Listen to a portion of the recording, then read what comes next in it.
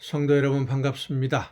날씨는 점점 봄으로 풀려가는데 하늘은 뿌였습니다. 미세먼지가 황사 많이 몰려와서 공기가 매우 탁합니다. 하지만 봄은 다가오고 있습니다. 하나님이 창조하신 섭리하심에 따라서 이렇게 계절이 변하듯이 하나님이 계획하신 모든 일들은 반드시 이루어진다라는 사실을 늘 잊지 않고 나를 통해서 이루기를 원하시는 하나님의 계획이 무엇인지를 깨달아서 그 뜻을 날마다 이루어가는 여러분 모두가 될 수 있기를 간절히 바랍니다. 오늘 우리가 함께 은혜를 나눌 본문 말씀 갈라디아서 신약성경 갈라디아서 6장 1절부터 5절까지에 있는 말씀입니다. 어제 우리가 함께 통독을 하면서 함께 통독했던 부분입니다. 갈라디아서 6장 1절부터 5절까지 함께 함께 봉독합니다. 형제들아, 사람이 만일 무슨 범죄한 일이 드러나거든 신령한 너희는 온유한 심령으로 그러한 자를 바로잡고 너 자신을 살펴보아 너도 시험을 받을까 두려워하라. 너희가 짐을 서로 지라. 그리하여 그리스도의 법을 성취하라. 만일 누가 아무것도 되지 못하고 된 줄로 생각하면 스스로 속임이라. 각각 자기의 일을 살피라. 그리하면 자랑할 것이 자기에게는 있어도 남에게는 있지 아니하리니 각각 자기의 짐을 질 것이라. 아멘. 사람의 눈이라고 하는 것은 참 신기한 것 같습니다. 육신으로 보는 눈도 신기합니다만은 어떤 사물을 보고 분석하고 해석하는 그 이해의 눈, 지식의 눈도 사람마다 각자 다릅니다. 같은 것을 보는데도 상황에 따라서 전혀 다른 모습으로 보여지기 때문이죠. 쉬운 예로 들자면 내가 하는 행동은 언제나 이유가 있고 정당한 것이 되고 잘못하는 것이 있다고 하더라도 그것은 고의가 아니라 실수이기 때문에 다른 사람들이 나를 이해하고 내 행동을 받아주어야 된다라고 생각을 하는데 다른 사람이 똑같은 행동을 한 것은 잘못된 것으로 보여지고요. 그 행동 뒤에 숨어있는 음모가 있는 것이다 라고 생각이 되고 저건 실수가 아니라 계획적인 것이다. 이런 식으로 우리는 나도 모르게 생각하게 됩니다. 그래서 우리는 사람들과의 관계 속에서 오해를 자주 합니다. 그 오해 때문에 감정에 상처를 받게 되고 그 상처로 인해서 서로 미워하기도 하고 분노하기도 하고 내 마음을 몰라주는 상대방이 원망스럽기도 하고 그래서 오늘 본문 말씀을 보면 먼저 나 자신을 돌아보라 권면을 합니다. 이웃이 잘못하는 일이 있으면 혹시라도 같은 잘못을 나도 범하고 있는 것이 아닌가. 똑같은 실수를 내가 생각할 때 실수라고 한다면 겉으로 드러나 보이는 행동은 똑같지 않겠습니까? 그렇기 때문에 이웃이 하는 그런 잘못된 행동 혹은 실수, 실패 이런 것들을 보면서 잘못된 선택을 바라보면서 나를 반성해 보라는 겁니다. 더 나아가서 자신의 행동에 대해서는 관대하게 생각하며 이웃을 정죄하는 일에 앞장서지 말라. 로마서에 보면 이 말씀을 이제 좀 더 확대 해석을 해서 너희가 이웃을 판단하는 그 판단으로 하나님 앞에서 스스로 판단받게 될 것이다. 이렇게까지 말씀합니다.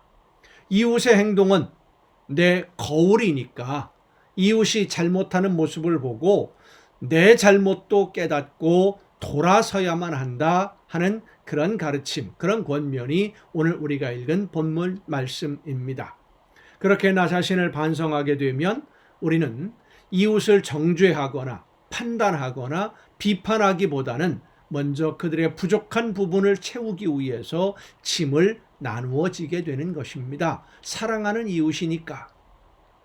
하나님의 사랑하시는 형제니까 하나님의 사랑하는 자녀이기 때문에 그들의 어려운 부분, 부족한 부분들을 내가 감당해야지 하는 그러한 사랑의 마음으로 짐을 나누어지는 것이죠. 그래서 오늘 현실을 살아가는 우리는 두 가지의 짐을 지고 갑니다. 하나는 내 인생의 짐, 하나님이 나에게 맡겨주신 사명, 나의 부족함, 나약함, 연약함, 그리고 하나님이 원하시는 뜻을 깨닫지 못하는 미련함, 알면서도 순종하지 못하는 그런 부족한 모습들, 이것이 곧 우리의 짐이에요. 마땅히 내가 해야 할 일이 있음을 깨닫고 내가 그 사명을 감당하기 위해서는 나에게 이런 부족한 면이 있다라는 것을 우리는 늘 잊지 말아야 됩니다. 그래서 성령의 도우심을 간구해야 됩니다. 나의 부족함을 깨달아 알게 해주시고 하나님이 원하시는 뜻을 깨달아서 순종할 수 있도록 나를 붙들어 주옵소서. 이 짐은 나 자신의 일뿐만 아니라 이웃의 짐까지도, 이웃들의 부족한 부분까지도 내가 감당해야 된다라고 하는 짐입니다. 하나님이 나에게 이웃의 짐을 지라고 맡기시면 그것도 함께 지고 가야 되는 것이죠. 늘 말씀드립니다마는 이웃의 부족함이 내 눈에 뜨인다라고 하는 것은 그 사람을 평가하고 판단하라는 것이 아니라 하나님이 나에게 그 이웃의 짐도 같이 지라고, 같이 감당하라고 나에게 보여주시는 것이라고 우리는 받아들여야 됩니다. 그렇게 하나님의 명령으로 나에게 맡기시는 사명으로 받아들일 때 우리는 하나님이 맡겨주신 사명을 제대로 감당할 수 있게 될 것입니다. 우리가 믿는 하나님의 자녀들이 이 세상을 살아가면서 지고 가는 또 하나의 짐은 이웃의 짐입니다. 이 세상에는 완전한 사람이 없습니다. 다 부족합니다. 연약한 부분들이 있습니다. 서로가 서로를 도우며 의지하며 살아갈 수 있도록 하나님이 창조하셨어요. 이웃의 짐을 내가 지면 내 짐도 이웃이 함께 져주는 것이고, 그렇게 서로 기대고 함께 하나님의 나라를 향해서 걷는 것이 우리 믿는 성도들의 아름다운 모습인 줄로 믿으시기를 바랍니다. 내가 이웃의 어려운 짐들을 감당해 주기를 싫어하면서 이웃이 나를 도와주기를 원한다면 그것이 가능한 일이겠습니까? 내가 먼저 돕고 내가 먼저 그 이웃의 짐을 대신 지면서 섬기고 먼저 사랑할 때에 우리의 이웃들도 함께 짐을 지고 서로 의지하고 격려하며 사랑하며 섬기는 아름다운 공동체를 이루게 될 줄로 믿습니다. 성도 여러분, 나 자신에게 맡겨주신 사명으로서의 인생의 짐, 하나님이 나에게 주신 십자가 즐겁게 지고 가면서 또한 우리의 이웃들의 짐도 함께 지고 부족함을 판단하거나 평가하고 비판하지 말고 그들을 사랑으로 보듬어 안고 함께 짐을 지고 아름다운 하나님의 나라를 향해 한 걸음 한 걸음 나아가는 우리 모두가 될 수 있기를 간절히 바랍니다. 기도하시겠습니다. 크신 사랑으로 오늘도 저희들의 걸음을 지켜주시고 인도하시는 아버지 하나님, 하나님이 원하시는 뜻대로 서로를 사랑하며 섬기며 함께 짐을 지고 아름다운 하나님의 나라를 향해 나아가는 우리 모두가 되어서 하나님이 기뻐하시는 아름다운 천국의 공동체를 이루어가는 우리의 복된 신앙생활이 되게 하여 주시옵소서. 이 모든 말씀을 예수님의 이름으로 기도하옵나이다. 아멘. 오늘 우리가 함께 통독할 하나님의 말씀 사도행전 20장부터 함께 통독을 하겠습니다. 사도행전 20장에 보면 이제 두 번째 선교 여행에서 아시아를 떠나서 유럽으로 사도 바울이 방향을 옮겼었고, 유대인들에게만 복음을 전한 것이 아니라 헬라와 이방인들에게도 복음을 전했던 이 사도 바울 일행이 각 도시에서 많은 사람들에게 복음을 전하기도 했습니다마는 많은 어려움도 또 시련도 겪게 됩니다. 그리고 이제 안디옥으로 돌아왔다가 세 번째 전도 여행에서 에베소에서 큰 소동이 일어납니다. 그래서 그 에베소를 떠난 사도 바울 일행이 그동안 복음을 전한 여러 지역들을 돌아보면서 성도들의 신앙을 많이 격려하게 되는데, 이 바울의 세 번째 여행의 종착점이 예루살렘이었습니다. 하지만 예루살렘에서는 바울을 시기하는 무리들로 인해서 큰 어려움이, 위험이 기다리고 있었고, 그럼에도 불구하고 바울은 예루살렘으로 발걸음을 옮깁니다. 예루살렘으로 향하는 사도 바울, 복음을 위해서라면 자신의 목숨까지도 귀한 것이 아니다 라고 하는 결심으로 성도들을 격려하며 발걸음을 재촉하고, 결국 시기하는 유대인들에게 붙잡혀서 재판에 넘겨지는 그런 과정들, 사도행전 20장부터 함께 통독하시겠습니다. 소요가 그침에 바울은 제자들을 불러 권한 후에 작별하고 마게도냐로 가니라. 그 지방으로 다녀가며 여러 말로 제자들에게 권하고 헬라에 이르러 거기 석 달 동안 있다가 배 타고 수리아로 가고자 할 때에 유대인들이 자기를 해하려고 공모함으로 마게도냐를 거쳐 돌아가기로 작정하니, 아시아까지 함께 가는 자는 베레아 사람 브로의 아들 소바더와 데살로니가 사람 아리스다고와 세군도와 더베 사람 가이오와 디모데와 아시아 사람 두기고와 드로비모라. 그들은 먼저 가서 드로아에서 우리를 기다리더라. 우리는 무교절 후에 빌립보에서 배로 떠나 닷새만에 드로아에 있는 그들에게 가서 이레를 머무으니라. 그 주간의 첫날에 우리가 떡을 떼려 하여 모였더니 바울이 이튿날 떠나고자 하여 그들에게 강론할새 말을 밤중까지 계속하며, 우리가 모인 윗다락에 등불을 많이 켰는데 유두고라 하는 청년이 창에 걸터 앉아 있다가 깊이 졸더니 바울이 강론하기를 더 오래 하며 졸음을 이기지 못하여 3층에서 떨어지거늘 일으켜보니 죽었는지라. 그러니까 사도 바울이 이제 본인이 전도한 교회들을 다시 한번 다니면서 방문하면서 말씀을 전하고 복음을 전하고 가르치고 하는 이 여행길이 마지막일 수도 있다라는 생각을 했었던 것 같습니다. 그렇기 때문에 조금이라도 더 많이 말씀을 많이 전하려고 했던 것이죠. 바울이 내려가서 그 위에 엎드려 그 몸을 안고 말하되 떠들지 말라, 생명이 그에게 있다 하고 올라가 떡을 떼어 먹고 오랫동안 곧 날이 새기까지 이야기하고 떠나니라. 사람들이 살아난 청년을 데리고 가서 적지 않게 위로를 받았더라. 우리는 앞서 배를 타고 앗소에서 바울을 태우려고 그리로 가니 이는 바울이 걸어서 가고자 하여 그렇게 정하여 준 것이라. 바울이 앗소에서 우리를 만나니 우리가 배에 태우고 미들레네로 가서 거기서 떠나 이튿날 기오 앞에 오고 그 이튿날 사모에 들르고 또 그 다음날 밀레도에 이르니라. 바울이 아시아에서 지체하지 않기 위하여 에베소를 지나 배 타고 가기로 작정하였으니 이는 될 수 있는 대로 오순절 안에 예루살렘에 이르려고 급히 감미러라. 그러니까 예루살렘으로 방향을 정해놓고 다른 지역들은 거치지 않고 직접 가려고 했던 것이죠.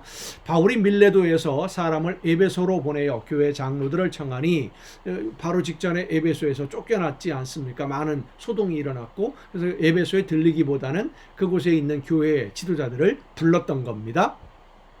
오매 그들에게 말하되 아시아에서 들어온 첫날부터 지금까지 내가 항상 여러분 가운데서 어떻게 행하였는지를 여러분도 아는 바니 곧 모든 겸손과 눈물이며 유대인의 관계로 말미암아 당한 시험을 참고 주를 섬긴 것과 유익한 것은 무엇이든지 공중 앞에서나 각 집에서나 거리낌이 없이 여러분에게 전하여 가르치고 유대인과 헬라인들에게 하나님께 대한 회개와 우리 주 예수 그리스도께 대한 믿음을 증언한 것이라. 보라, 이제 나는 성령에 매여 예루살렘으로 가는데, 그러니까 하나님의 말씀을 따라 성령이 이끄시는 대로 나는 순종하며 따라간다라고 하는 겁니다. 거기서 무슨 일을 당할는지 알지 못하노라. 위험을 예감하고 있었던 것이죠. 오직 성령이 각성에서 내게 증언하여 결박과 환난이 나를 기다린다 하시나 내가 달려갈 길과 주 예수께 받은 사명 곧 하나님의 은혜의 복음을 증언하는 일을 마치려 하면은 나의 생명조차 조금도 귀한 것으로 여기지 아니하노라. 보라, 내가 여러분 중에 왕래하며 하나님의 나라를 전파하였으니 이제는 여러분이 다 내 얼굴을 다시 보지 못할 줄 아노라. 그러므로 오늘 여러분에게 증언하거니와 모든 사람의 피에 대하여 내가 깨끗하니 이는 내가 꺼리지 않고 하나님의 뜻을 다 여러분에게 전하였습니다. 여러분은 자기를 위하여 또는 온 양떼를 위하여 삼가라. 성령이 그들 가운데 여러분을 감독자로 삼고 하나님이 자기 피로 사신 교회를 보살피게 하셨느니라. 내가 떠난 후에 사나운 이리가 여러분에게 들어와서 그 양떼를 아끼지 아니하며 또한 여러분 중에서도 제자들을 끌어 자기를 따르게 하려고 어그러진 말을 하는 사람들이 일어날 줄을 내가 아노라. 그러니까 자기 이익을 위해서 교회를 이용하려는 사람들이 반드시 생긴다는 겁니다. 사도 바울이 전할 때도 그랬고 지금도 마찬가지고요. 개인의 이익을 위해서 교회를 이용하려고 하는 사람, 사꾼 목자고 거짓 선지자들이고 절대로 그들에게 귀를 기울여서는 안 됩니다. 성령의 인도하심을 따라 제가 늘 말씀드리죠. 사람 말 듣지 말고 하나님의 말씀을 들어야 되고 성령의 인도하심에 순종해야, 그래야 말씀하시는 하나님의 음성을 듣습니다. 성령의 역사하심에 순종하지 않으면 사람의 말을 듣게 되는 거예요. 어리석은 선택입니다. 그러므로 여러분이 일깨어 내가 3년이나 밤낮 쉬지 않고 눈물로 각 사람을 훈계하던 것을 기억하라. 지금 내가 여러분을 주와 및 그 은혜의 말씀에 부탁하노니 그 말씀이 여러분을 능히 든든히 세우사 거룩하게 하심을 입은 모든 자 가운데 기업이 있게 하시리라. 내가 아무의 은이나 금이나 의복을 탐하지 아니하였고 여러분이 아는 바와 같이 이 손으로 나와 내 동행들이 쓰는 것을 충당하여 범사에 여러분에게 모범을 보여준 바와 같이 수고하여 약한 사람들을 돕고 또 주 예수께서 친히 말씀하신 바 주는 것이 받는 것보다 복이 있다 하심을 기억하여야 할지니라. 이 말을 한 후 무릎을 꿇고 모든 사람들과 함께 기도하니 다 크게 울며 바울의 목을 안고 입을 맞추고 다시 그 얼굴을 보지 못하리라 한 말로 말미암아 더욱 근심하고 배에까지 그를 전송하니라. 21장입니다. 우리가 그들을 작별하고 배를 타고 바로 고스로 가서 이튿날 로도에 이르러 거기서부터 바다라로 가서 베니게로 건너가는 배를 만나서 타고 가다가 구브로를 바라보고 이를 왼편에 두고 수리아로 향하여 두로에서 상륙하니 거기서 배에 짐을 풀려 하밀러라. 제자들을 찾아 거기서 이레를 머물더니 그 제자들이 성령의 감동으로 바울더러 예루살렘에 들어가지 말라 하더라. 이 여러 날을 지낸 후 우리가 떠나갈새 그들이 다 그 처자와 함께 성문 밖까지 전송하거늘 우리가 바닷가에서 무릎을 꿇어 기도하고 서로 작별한 후 우리는 배에 오르고 그들은 집으로 돌아가니라. 두로를 떠나 항해를 다 마치고 돌레미아에 이르러 형제들에게 안부를 묻고 그들과 함께 하루를 있다가 이튿날 떠나 가이사랴에 이르러 7 집사 중 하나인 전도자 빌립의 집에 들어가서 머무르니라. 그에게 딸 넷이 있으니 처녀로 예언하는 자라. 여러 날 머물러 있더니 아가보라 하는 한 선지자가 유대로부터 내려와 우리에게 와서 바울의 띠를 가져다가 자기 수족을 잡아매고 말하기를 성령이 말씀하시되 예루살렘에서 유대인들이 이같이 이 띠 임자를 결박하여 이방인의 손에 넘겨주리라 하거늘 우리가 그 말을 듣고 그곳 사람들과 더불어 바울에게 예루살렘으로 올라가지 말라 권하니 바울이 대답하되 여러분이 어찌하여 울어 내 마음을 상하게 하느냐. 나는 주 예수의 이름을 위하여 결박당할 뿐 아니라 예루살렘에서 죽을 것도 각오하였노라 하니 그가 권함을 받지 아니하므로 우리가 주의 뜻대로 이루어지이다 하고 그쳤노라. 이 여러 날 후에 여장을 꾸려 예루살렘으로 올라갈새 가이사랴에 몇 제자가 함께 가며 한 오랜 제자 구브로 사람 나손을 데리고 가니 이는 우리가 그의 집에 머물려 함이라. 자, 여러분 이 장면에서 우리가 생각해야 될 것이 한 가지가 있습니다. 성령께서 여러 선지자들을 통해서 바울로 하여금 예루살렘에 가면 어떤 일을 만날 것이다 라는 것을 미리 알려주셔요. 자, 그러면 가지 말라는 겁니까? 가라는 것입니까? 바울은 성령의 인도하심을 따라 예루살렘으로 갑니다. 그런데 성령께서 예루살렘에 가면 이런 일들이 환난과 핍박이 있다는 것을 미리 말씀해 주셔요. 사도 바울은 알면서도 가는 겁니다. 가지 말라고 막아주는 것이라고 받아들이지 않았고 환난이 있다는 것을 알려주시고 그 마음의 준비를 하고 예루살렘을 통해서 더 많은 일들을 예루살렘으로 가는 것이 하나님이 원하시는 뜻이다 라고 사도 바울은 성령의 인도하심을 받은 거예요. 그러니까 성령의 인도하심을 따라 바울은 가고, 다른 사람들은, 성령의 인도함을 받은 사람들은 환난을 이야기하고, 그 환난을 이야기하는 이 사람들이, 성령의 인도하심을 받아서 사도 바울이 환난을 당할 것을 말하는 사람들이 성령께서 가지 말라고 했다라고 바울에게 권면하지는 않습니다. 그 이야기를 들은 다른 사람들이 권면하는 것이죠. 17절입니다. 예루살렘에 이르니 형제들이 우리를 기꺼이 영접하거늘 그 이튿날 바울이 우리와 함께 야고보에게로 들어가니 장로들도 다 있더라.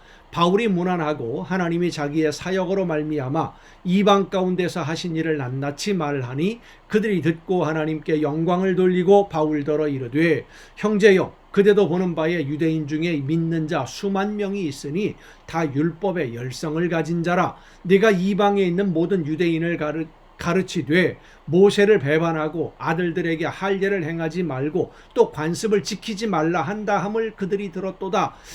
바울이 그렇게 가르친 것 아니지요. 율법이 구원의 전제 조건이 아니다 라는 말씀을 가르쳤을 뿐인데, 이 여러 그 바울의 가르침들이 와전이 되고 오해가 되어서 이상한 소문으로 유대인들이 그를 반대하는 그런 명분으로 사용하고 있었다라고 하는 겁니다. 그러면 어찌할꼬 그들이 필연 그대가 온 것을 들으리니 우리가 말하는 이대로 하라. 서원한 네 사람이 우리에게 있으니 그들을 데리고 함께 결례를 행하고, 그러니까 하나님께서 정하신 부정을 씻는 그런 율법의 절차, 그런 절차를 마치고 그들을 위하여 비용을 내어 머리를 깎게 하라. 그러면 모든 사람이 그대에 대하여 들은 것이 사실이 아니고 그대도 율법을 지켜 행하는 줄로 알 것이라. 율법을 존중한다는 것을 보여주는 것이 좋겠다라는 겁니다. 주를 믿는 이방인에게는 우리가 우상의 제물과 피와 목매어 죽인 것과 음행을 피할 것을 결의하고 편지하였느니라 하니, 바울이 이 사람들을 데리고 이튿날 그들과 함께 결례를 행하고 성전에 들어가서 각 사람을 위하여 제사 드릴 때까지의 결례 기간이 만기된 것을 신고하니라. 그 이레가 거의 참에 부정을 씻는 날 이레 기간, 이레라고 하는 그 기간입니다. 아시아로부터 온 유대인들이 성전에서 바울을 보고 모든 무리를 충동하여 그를 붙들고 외치되 이스라엘 사람들아 도우라. 이 사람은 각처에서 우리 백성과 율법과 이곳을 비방하여 모든 사람을 가르치는 그자인데 또 헬라인을 데리고 성전에 들어가서 이 거룩한 곳을 더럽혔다 하니, 이는 그들이 전에 에베소 사람 드로비모가 바울과 함께 시내에 있음을 보고 바울이 그를 성전에 데리고 들어간 줄로 생각함이러라. 역시 또 오해라는 것이죠. 오해, 실제로 그렇게 한 것이 아닌데, 온 성이 소동하여 백성이 달려와 모여 바울을 잡아 성전 밖으로 끌고 나가니 문들이 곧 닫히더라. 그들이 그를 죽이려 할 때에 온 예루살렘이 요란하다는 소문이 군대의 천부장에게 들림에 그가 급히 군인들과 백부장들을 거느리고 달려 내려가니 그들이 천부장과 군인들을 보고 바울 치기를 그치는지라. 이에 천부장이 가까이 가서 바울을 잡아 두 쇠사슬로 결박하라 명하고 그가 누구이며 그가 무슨 일을 하였느냐 물으니 무리 가운데서 어떤 이는 이런 말로 어떤 이는 저런 말로 소리치거늘 천부장이 소동으로 말미암아 진상을 알 수 없어 그를 영내로 데려가라 명하니라. 바울이 층대에 이를 때에 무리의 폭행으로 말미암아 군사들에게 들려가니 이는 백성의 무리가 그를 없이 하자고 외치며 따라감이러라. 바울을 데리고 영내로 들어가려 할 그때에 바울이 천부장에게 이르되 내가 당신에게 말할 수 있느냐. 이르되 네가 헬라 말을 아느냐.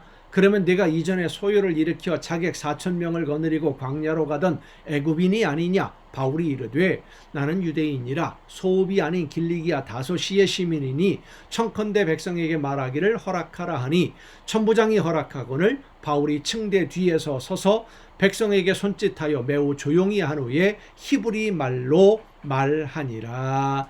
아멘.